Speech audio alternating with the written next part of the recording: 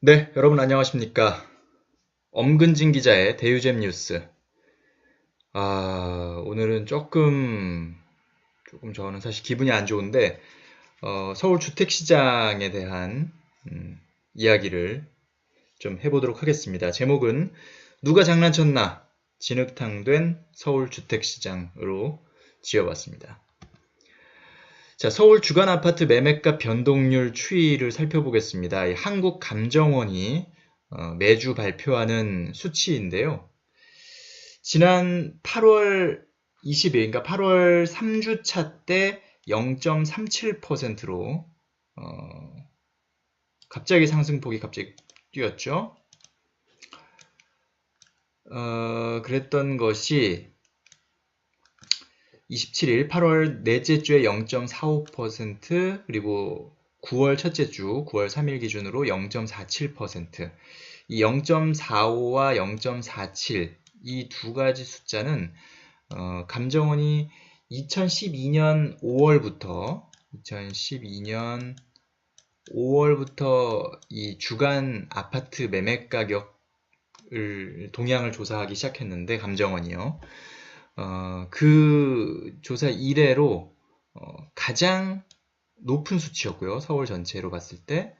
그리고 2주 연속으로 사상 최대 상승폭을 기록한 것입니다. 그러니까 그만큼 지금의 이 단기 급등세가 얼마나 가파르고 얼마나 불안정한지를 증명하는 그런 수치라고 볼 수가 있겠습니다. 그전에는 뭐 7월 쭉 한 달 보면 0.1% 안팎에서 이렇게 쭉 흘러왔었고요. 8월 들어서 이게 한 0.18% 수준으로 조금 높아진 그런 양상이었는데, 이게 갑자기 2배, 그리고 한 3배 수준, 4배 수준까지 이렇게 뛰어오른 것입니다. 뭐 여러 가지 분석들이 있는데요. 일단 기본적인 그런 메커니즘을 한번 살펴보겠습니다. 정부가 계속해서 규제를 내놨는데도 왜 이렇게 된 걸까요? 일단 정부의 다주택자 규제가 그 어느 때보다 상당히 고강도로 진행이 됐습니다. 8.2 대책 때부터 문재인 정부가 다주택자들을 투기 세력으로 규제를 했는데, 그 이유는 이제 김현미 장관이 취임할 때 그 취임식에서 이제 PPT를 열고 이제 강남에서 집을 산 사람들의 그 매수인을 분석을 해보니까, 무주택자보다는 이미 집을 가지고 있는 사람들이 더 많이 집을 샀고, 그 다음에 연세가 많은 어르신보다 또 오히려 젊은 세대가 많이 샀다. 이 얘기는 일단 기본적으로 무주택 실수요자라기보다는 어, 투기 세력, 그리고 자녀들한테 어떤 증여나 이런 목적으로 집을 사주는 그런 형태가 많았다.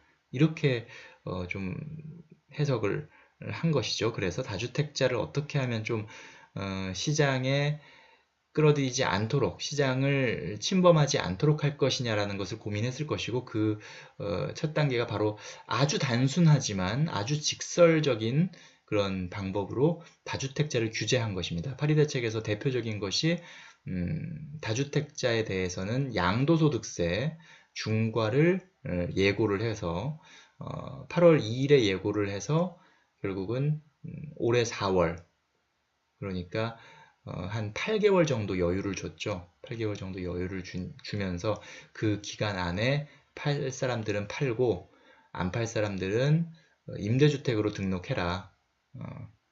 그렇게 이제 시간을 주겠다라고 했던 것이죠.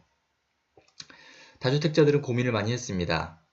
주택을 처분하겠다는 사람, 그냥 버티겠다는 사람, 임대주택으로 등록하겠다는 사람, 이렇게 세 부류로 나눴는데요. 일단은 주택을 처분한 분이 꽤 있었습니다. 그래서 사실 8월 2일 날 이제 그 대책이 발표되고, 뭐 9월, 10월 이때만 해도 조금 이제 당장 그 상승률 그래프가 이렇게 7, 8월 올라가다가 9월 들어서는 좀 내려오는 그런 양상이었다가 10월부터 다시 좀 이렇게 오르는 그런 모습이었거든요. 그러면서 이제 그 2018년 초까지 상황을 보면 계속 상승률이 또 올라갑니다.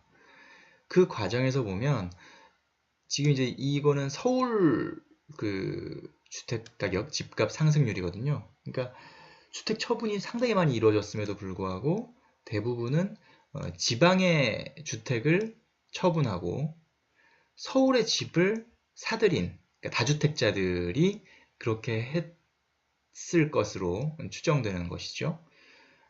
왜냐하면 뭐 예를 들어서 서울에 집이 한 채 있고 지방에 집이 뭐 4채가 있는 분이다. 그러면 5주택자인데 이분은 양도세 중과를 맞으면 상당히 기분이 나쁜 거예요. 그러니까 어차피 양도세 중과도 맞아도 뭐 양도 차익의 한 절반 정도는 가져가는데, 물론 이제 3주택자 이상은 62%그 이상까지도 그 떼이긴 하지만 어쨌든 이래저래 공제되는 거 빼고 나면 한 절반 정도는 양도 차익 가져간다고 보는데, 그것도 사실 세금 내기가 싫은 건 사실이죠. 왜냐면 집값이 이만큼 올랐는데 내가 왜 그거를 정부한테 반납을 하냐라고 생각하기 때문에. 그러면 그 전에 어쨌든 지방에 있는 집은 뭐그 양도 차익이 크지도 않을 뿐더러 앞으로 그렇게 막 또 더 많이 오르지도 않을 것 같으니 팔자. 그래서 지방에 있는 집들을 이렇게 매물로 내놓고 팔기 시작합니다. 그럼 지방에 매물이 많아지면 아무래도 가격은 떨어지게 마련이죠. 그래서 지방 집값이 서울 집값이 상승하기 시작한 11월 달에 상승하기 시작했는데요. 지방 집값은 12월부터 마이너스를 기록합니다. 아주 절묘한 시간의 그 흐름, 그 상승률의 흐름을 볼 수가 있는데요.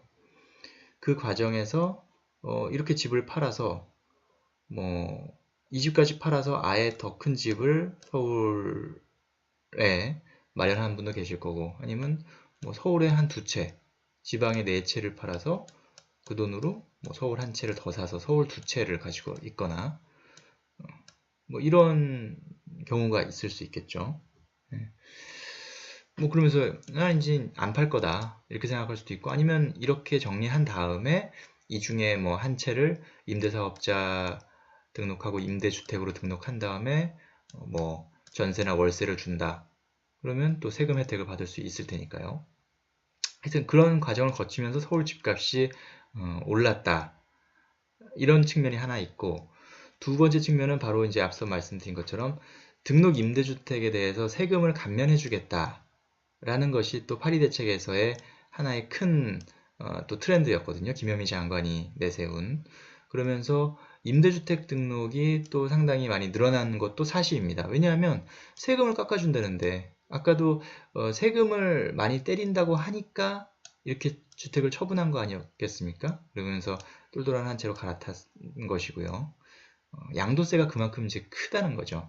어쨌든 취득세나 이런 건 뭐 기본적으로 내야 하는 것이고 거의 정해져 있는 것이지만, 양도세는 내가 오른 만큼 가져갈 수 있는 차익인데 그거를 많이 떼가겠다고 하니까 그걸 최대한 덜 떼일 수 있는 방법들을 찾은 것이 지방에 있는 집부터 먼저 파는 방법, 아니면 그것도 아까우면 일단 임대주택으로 등록하는 거.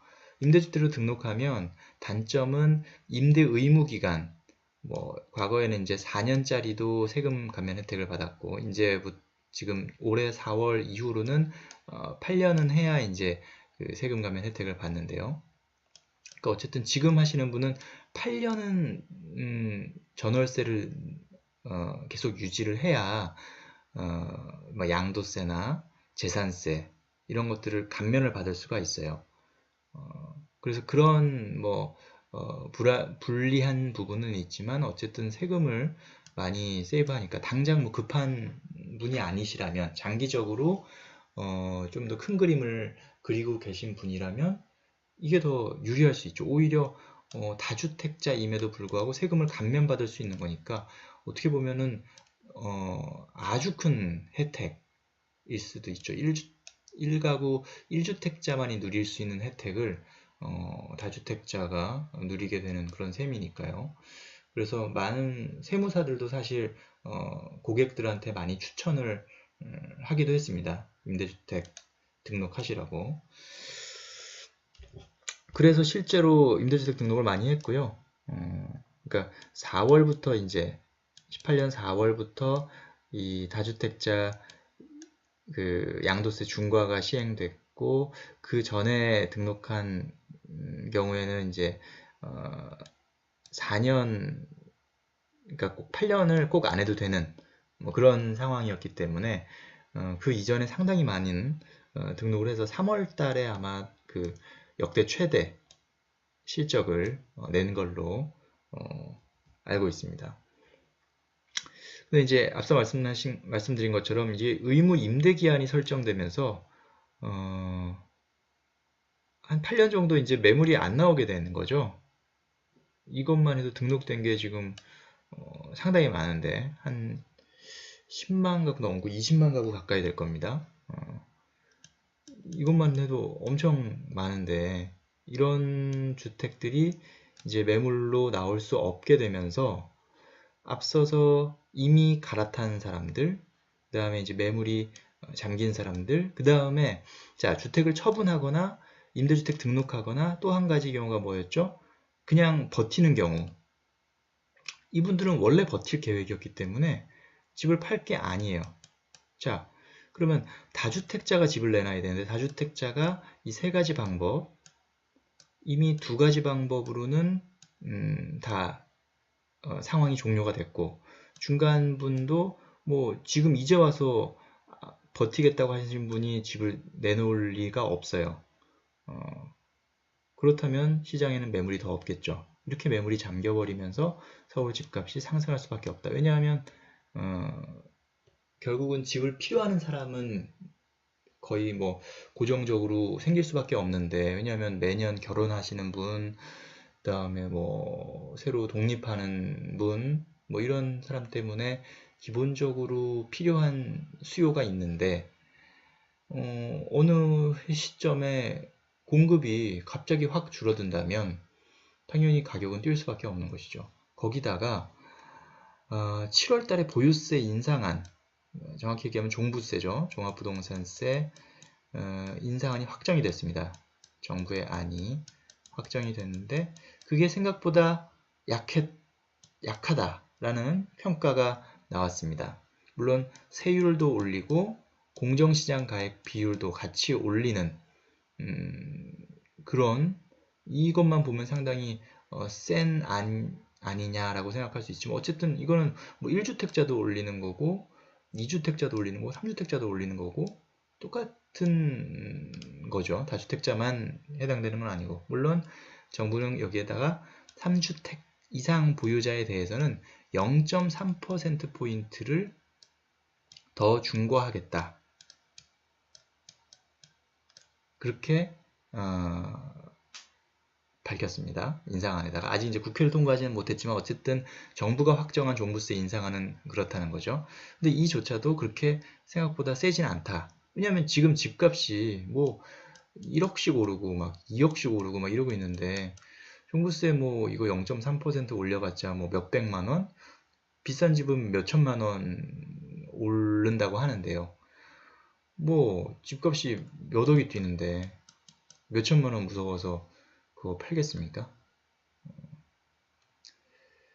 게다가 또 하나는 금리 인상. 그나마 이제 하반기에 조금 다들 우려하거나 걱정했던 부분이 이제 어쨌든 미국이 이제 금리를 작년 말부터 올리기 시작했으니까 우리도 뭐 당연히 올릴 거라고 생각을 했고, 한국은행이 그래서 작년 11월에 한 6년 5개월 만에 이제 금리를 인상하면서 야 이제 우리도 금리를 올리나 보다 이렇게 생각하게 해놓고는, 그리고 나서는 지금 한 반년 넘게 9개월째 동결을 이어가고 있죠.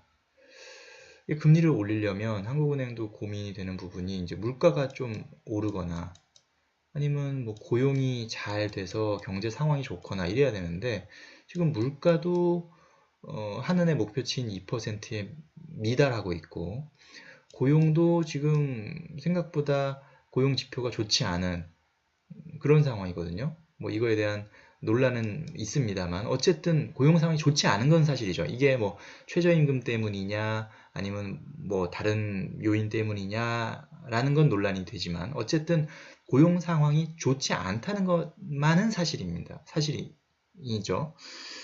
그렇다 보니까 야 금리 인상도 이게 하반기는 올린다고 했는데 사실 뭐 연초만 해도 7월에 올린다고 했었거든요. 근데 7월에 이미 지나갔고 당장 어렵겠네. 3분기도 어렵겠는데 4분기 정도는 돼야 되겠네. 근데 4분기도 또 그때 가봐야 하는 거거든요.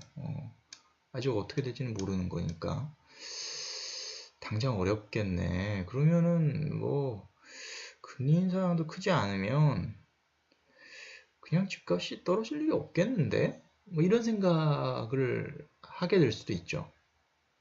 그런 때문인지 이 시기와 맞물리면서 7월부터 갑자기 주택 상승률이 갑자기 더 치고 올라가기 시작합니다. 그러면서 사실 이때부터 좀 저는 되게 놀라웠던 게 신고가가 속출하기 시작합니다. 그러니까 신고가라는 것은 쉽게 말해서 역대 최고가인데요. 같은 단지에 같은 평형을 놓고 봤을 때 가장 높은 가격을 이제 신고가라고 하는데 신고가에 거래가 되는 사례가 속출했어요. 이게 뭘까? 그러면서 그전부터 이제 오른다, 오른다 이제 얘기하던 부동산 전문가들이 내 말 맞지? 내가 오른다고 했지? 이렇게 이제 얘기하니까 이제 긴가민가 하던 초보자분들, 그 강의를 들었던 돈은 조금 있으신데 마땅한 투자처 어디 할까 고민하시던 분들, 근데 집값 떨어진다는 얘기가 있는데 어떻게 이 사람은 계속 오른다고 얘기하지? 이러면서 좀 반신반의하던 분들도 역시 부동산밖에 없네 하면서 결국은 갖고 있던 돈을 베팅할 수밖에 없는 분위기가 만들어진 그런 측면도 좀 있는 것 같고 왜냐하면 사실 솔직히 대체 투자처가 지금 없는 상황이지 않습니까? 돈은 유동성은 많이 풀려 있는데 그러니까 유동성이 많이 풀린 것도 사실은 이 시작을 보면 강남 재건축에서 시작된 측면이 없잖아 있는 것 같아요. 뭐 아크로 리버파크 뭐 이런 단지들의 성공 사례가 누가 봐도 지금 딱 증명이 되지 않았습니까? 최근 몇 년 사이에. 그러면서 거기서 실제로 돈을 벌고 나오신 분들, 거기서 수억 원을 벌고 나오신 분들이 야 재건축하니까 이렇게 돈을 쉽게 벌 수 있네 하면서 이분들이 거기서 번 돈을 가지고 나와서 그 인근에 또 재건축이 진행되는 단지를 하나씩 하나씩 매입하기 시작하고 또 주변에 그 사례를 본 사람들도 또 매입하면서 그러면서 강남 재건축이 인기를 끌었던 거죠.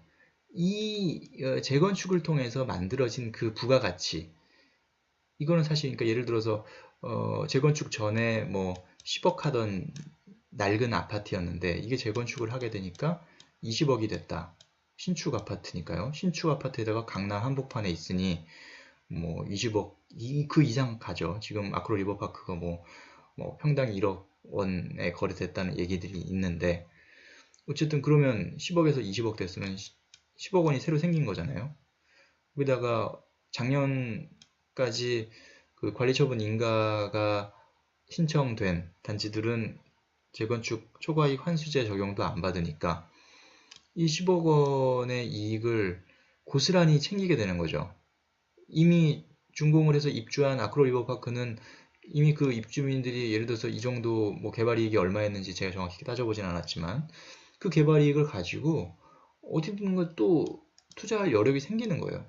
그걸 가지고 인근에 어디를 투자했다가 또 거기가 올랐다? 그럼 그걸 팔아서 또 딴 데 투자할 수 있는 것이고, 물론 작년 8월 2일에 재건축 파리 대책을 발표하면서 투기 과열지구 지정이 됐고, 그러면서 재건축 조합원의 지위 양도가 제한됐지만, 그렇다고 완전 묶인 건 아니에요. 장기 보유자, 10년 이상 보유하고 5년 이상 거주한 분들, 혹은 뭐 해외 발령이나 어떤 질병 치료나 어떤 특이한 그런 사유가 있어서 집을 옮겨야 되는 이런 분들은 조합원 지위를 양도할 수 있게 했기 때문에 뭐 그 정도, 특히나 이 동네는 장기 보유하고 장기 거주하신 분들이 상당수였기 때문에 그 투기과열지구의 그 규제에서도 어느 정도는 자유로울 수 있었던 부분이 있었던 것이죠. 이렇게 풀린 유동성이 결국은 계속 도미노로 강남 재건축 가격을 끌어올렸다라고 볼 수 있고, 그것이 결국은 그 주변까지도, 서울 그 주변까지도 영향을 미쳤다, 이렇게 볼 수가 있을 것 같습니다. 자, 시장에는 앞서 말씀드린 것처럼 이제 매물이 잠겨 있는데, 집주인들 중에 다주택자들은 이미 팔 사람 팔고, 임대주택 등록할 사람 등록하고, 그 다음에 버틸 사람 버티고 이미 결정되어 있는 상황이거든요. 근데 이 상황에서 집주인들은 이제 슬슬 장난이 시작됩니다. 정부와의 어떻게 보면 게임을 시작하는 거로 비춰지기도 하는데, 팔 생각이 없는 집주인 분들도 매물을 내놓습니다. 근데 매물을 말도 안 되는, 그러니까 아직 거래된 적이 전혀 없는 가격에 매물을 내놓는 것이죠. 뭐 예를 들어서 어떤 해당 단지의 해당 평형이 그 전에 10억 원, 9억 원에서 한 10억 원 정도 사이에서 층수나 혹은 뭐 향에 따라서 좀 요 범위 안에서 거래됐던 단지라면 이거를 뭐 한 11억, 12억 이렇게 내놓기 시작하는 거예요. 사실 팔 생각이 없는 거죠. 근데 이렇게 내놓으면서 이제 옆집도 한번 보라는 거죠. 이렇게 우리 11억, 12억 받을 수 있는 거 아니야? 이렇게 생각하면 되는 거고. 근데 부동산이라는 게 이제 정가가 정해져 있지 않다 보니까 사실 파는 사람들이 다 입을 맞추면 살 사람 입장에서는 어쨌든 이게 정가가 없기 때문에 결국 파는 사람과 가격 협상, 흥정을 통해서 합의점을 찾아야 되는데, 파는 사람이 다 너나 할 것 없이 같은 가격, 비슷한 가격을 얘기하면 어쩔 수 없이 그 집을, 그 동네에 그 아파트를 살고 싶은 사람은 따라갈 수밖에 없는 그런 상황이 되는 거죠. 앞서서 이제 막 그래도 부동산밖에 없네 이렇게 생각하던 사람들은 결국은 뭐 물불 안 가리고 추격 매수에 나선 사람들도 많고요. 그렇게 해서 만약에 이제 흔히 뭐 호갱이라고 하죠.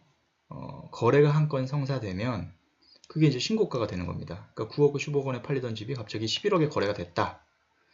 그러면 이제 난리가 나는 거죠. 야, 우리 단지 11억에 거래가 됐습니다. 이렇게 하면서 이제 소문을 내는 거죠. 막 이제 우리 단지 이 평형은 최하가 11억입니다. 이렇게 이제 광고를 하기 시작하는 겁니다. 그러면서 네이버나 이런 다른 그 매물 정보 사이트에 만약에 10억짜리 집이 그대로 나와 있으면 이제 집주인들이 전화를 해요. 혹은 그 키소라는 인터넷 뭐 자율 규제 기구인가 거기가 있어요. 허위 매물, 부동산 허위 매물을 관리하는 그런 기구인데, 여기다 전화해서 모 부동산이 뭐 예를 들어서 A 부동산이 허위 매물을 올려놨다. 응? 여기가 지금 11억에 거래가 되는 동네인데 10억에 올려놨다. 이거는 지금 있지도 않은 매물인데 지금 고객을 그러니까 매수인을 전화를 유도하기 위해서 낮은 가격에 올려놓은 것이다. 이렇게 이제 신고를 하는 거죠. 이렇게 신고를 하게 되면 부동산은 그 순간적으로 이 좀 제한을 받습니다. 광고에. 그러면서 부동산이 곤란해지는 상황이 처해지고 또 기소해서 이제 확인하는 과정이 또 필요하게 되는데 그렇게 되면서 이제 부동산도 골치 아파지는 거죠. 이렇게 되면 이제 또 11억에 거래가 되면 집주인들은 다시 호가를 뭐 11억 5천, 12억 이렇게 다시 수정해서 넣는 겁니다. 그 전에 바로 며칠 전까지만 해도 11억에 나왔던 집이 하루 사이에 5천만 원, 뭐 1억 원 이렇게 호가가 다시 뛰어간다는 거죠. 자, 이런 집값 담합이 불가능하다고 생각한 분들이 많고 저 또한 집값 담합이 그렇게 쉽지는 않다라고만 생각했습니다. 그런데 앞서서 살펴본 것처럼 정말 아이러니하게도 정부의 그 여러 규제책들이 이게 가능한 상황을 만들어 놨어요. 집값 담합이 가능한 상황을 만들어 놨다는 게 참 정말 너무너무 아이러니한 상황이 된 건데 과거 같으면 집값 담합이 불가능합니다. 하지만 매물이 잠긴 지금은 가능하다는 판단이고요. 또 SNS가 일상화된 지금은 역시 가능하다는 판단이고요. 네이버 부동산의 시세 파악을 의존하는 지금은 역시 또 가능하다는 판단입니다. 그러니까 매물이 얼마 안 되기 때문에 원래 이제 담합은 이 상품을 만드는 파는 사람들, 이 업자들이 딱 단결을 해야만 가능한 건데 그 중에 한 명이라도 배신자가 있으면 담합이 실패하죠. 그러면 이 사람만 득을 보는 거니까 얘네들은 다 11억에 내놓고 얘만 12억에 내놨으면 이건 금방 제값에 팔 수 있잖아요. 사실 이 사람은. 그죠? 그러니까 당연히 뭐 나는 제값 받고 파는 거니까 뭐 내가 왜 굳이 11억에 내나? 나는 그냥 제값 받고 빨리 팔래. 난 또 저기 잔금도 치러야 되고 이사 가야 돼.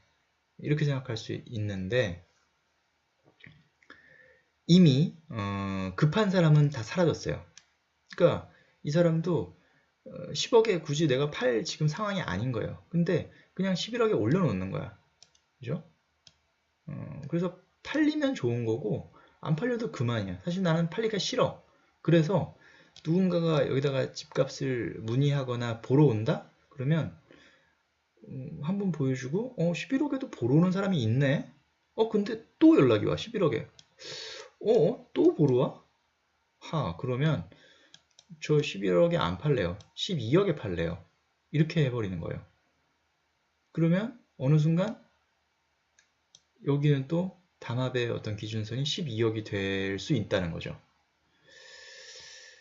이게 가능하다는 것은 바로 이제 이런 매물이 얼마 안 되는 그런 구조가 된 이후에 가능하다는 것이고 SNS가 일상화돼서 지금은 뭐 아파트 단지마다 카톡 방도 많이 생겼고요. 뭐 인터넷 카페를 운영하는 단지들도 많이 있죠. 거기서 우리도 제값을 받아야 된다. 저평가 해서는 안 된다. 스스로 뭐 이런 얘기를 하기도 하고 엘리베이터에다가 뭐 그런 광고물을 붙여서 모든 입주민들이 볼 수 있게 하는 그런 사람들도 있어요. 그런 단지도 있고 SNS에서 이렇게 쉽게 얘기할 수 있기 때문에 지금은 가능하죠. 옛날처럼 뭐 엘리베이터나 혹은 직접 만나서 해야 되면 사실 모두를 통제하기는 어려운데 말이죠. 그리고 지금 사실 시세 파악을 네이버 부동산에 의존하는데 네이버 부동산에 다 12억이 올라와 있으면 12억인 줄 알지 이게 11억인지는 사실 신경을 쓸 새가 없죠. 그리고 국토교통부에 실거래가 공개 시스템이 있는데 그걸 사실 잘 모르는 분들도 많아요. 아시는 분들은 아시는데 실거래가 공개 시스템을 모르시는 분들은 그냥 네이버 부동산에 나와 있는 가격만 시세 파악에 참고하시는 분이 많은데 국토교통부 실거래가 시스템 이 정도만 네이버에 넣고 검색하시면 바로 그 시스템에 들어가실 수가 있고 아파트 단지명을 입력하시면 최근에 그 실거래 신고된 그 데이터들을 쭉 보실 수가 있어요. 그러면 최근에 다 10억에 거래가 됐는데 매물이 11억에 올라왔네? 그러면 의심해 볼 필요가 있다는 거죠. 왜 아니 지금 불과 한 달 전만 해도 10억에 팔린 집인데 왜 11억에 올라왔냐? 그럼 부동산한테 따져야죠. 이거 너무 호가 부풀린 거 아니냐? 그렇게 해서 만약에 아유 집주인들이 안 파신대요 그러면 사지 마세요. 굳이 뭐 그 집주인들 배 불려주시면서 살 필요 있습니까? 다른 집 알아보시고 조금 기다리시고 차라리 그게 나을 것 같아요. 저도 그 전만 해도 뭐 여력되면 사라고 말씀드렸는데 지금은 너무 비정상적인 그런 폭으로 뛰는 것이 조금 이거는 좀 잘못됐다라는 생각이 듭니다. 그런데 이 국토교통부의 실거래가 시스템도 사실 완전히 신뢰하기는 어려워요. 왜냐하면 자전거래 가능성이 아직도 크기 때문이에요. 자전거래는 말 그대로 실제 진짜 그 거래가 이루어졌다기보다는 가짜 거래라고 보면 되는데 허구의 매수인과 허구의 매도인이 가상의 거래를 하고 그것을 실거래가 시스템에 신고하고 등록하는 그런 사례가 있을 수 있다는 것이죠. 그냥 실거래 신고서를 작성해서 제출하면 등록이 됩니다. 그래서 그냥 뭐 매수인 아무개, 매도인 아무개 계약서 쓰고 공인중개사한테 부탁해서 등록한다. 그럼 올라가요. 다만 여기서 공인중개사분은 이 공인중개사라는 그 국가 자격증을 가지고 계시기 때문에 이거를 그냥 방조해서는 안 돼요. 만약에 알고 이걸 해주면 안 되죠. 근데 만약에 정말 어떤 사람이 이 공인중개사까지 속일 요량으로 와서 뭐 우리 직거래 할 건데 계약서만 써주세요. 그리고 실거래 신고해 주세요. 이렇게 하면 어떻게 알겠습니까? 그걸 일일이 따져보겠습니까? 어떻게 그 계약금이 오갔는지 뭐 옆에서 뭐 이네 인터넷 모바일 뱅킹으로 방금 성공했어요. 뭐 이렇게 했다면 일일이 다 따져볼 수는 없겠죠. 국토부도 그것을 하나하나 다 계약서와 대조하지 못하는 실정입니다. 이게 참 아이러니한데 국토부가 그걸 받아서 보는 순간, 그러니까 실거래가 신고에서 그 계약서를 받는 순간 이거는 이제 마치 정부가 그것을 승인해주는 그런 식으로 해석될 수 있는 여지가 있다고 하네요.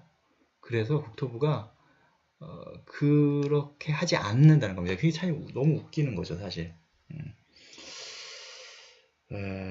의심되는 사례에 대해서만 이제 추후 소명을 뭐 요구한다든지 그렇게 한다는데 이렇게 돼버리니까 사실 나쁜 마음 먹은 사람들이 자전거래를 할 수가 있고 또 매매 계약 후에 60일 이내에 신고 의무는 있는데 뭐 이게 나중에 잔금까지 다 치러지고 소유권이 넘어갔는지까지는 확인할 수가 없는 그런 시스템입니다.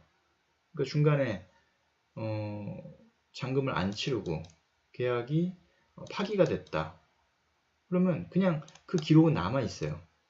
아까 뭐 11억에 거래가 됐다. 그러면 그 기록은 계속 그냥 남아 있는 거예요. 국토교통부 그 실거래가 시스템에는. 근데 사실 그 거래는 파기가 된 거예요. 누군가 의도적으로 허위로 했다가 허위로 이제 그냥 파기를 한 건데 거기는 남아 있는 거죠. 그러면 다른 누군가가 이제 이 숫자를 보고는 여기 그래도 11억에 실제로 거래가 됐구나. 그러면 뭐 나도 11억에 사는 거는 비싸게 사는 건 아니네. 이렇게 생각할 수 있다는 거죠. 그런데 그 순간 이 사람은 이제 호갱이 되는 거고, 또 이 사람은 다른 사람의 그 뭐랄까 가격 기준을 높여주는 그 역할을 하게 되는 거죠. 자, 지금까지 한번 지금 최근에 그런 서울의 집값 급등 움직임 살펴봤는데 좀 많이 걱정이 되고 사실 좀 너무 비정상적인 것 같아요. 물론 서울에 집이 부족한 건 사실이고 오른 건 뭐 맞는 것 같은데 이게 너무 비정상적으로 뛰게 되면 분명히 한 번은 탈이 날 거예요. 어떤 식으로 탈이 날지는 모르겠지만 그때 누군가는 분명히 눈물을 흘릴 수 있는데 그 눈물을 흘리는 사람이 많지 않았으면 좋겠고 또 그게 너무 치명적이지 않았으면 좋겠다는 바람입니다.